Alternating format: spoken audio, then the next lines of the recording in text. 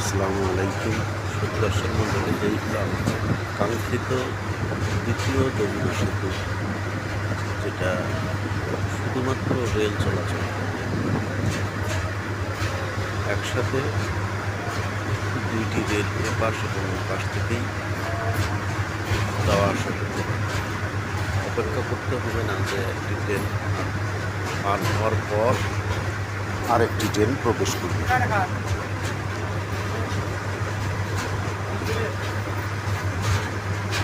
উত্তরবঙ্গের আমাদের দীর্ঘ প্রতীক্ষার পর স্বপ্নের সেই রেল সেতু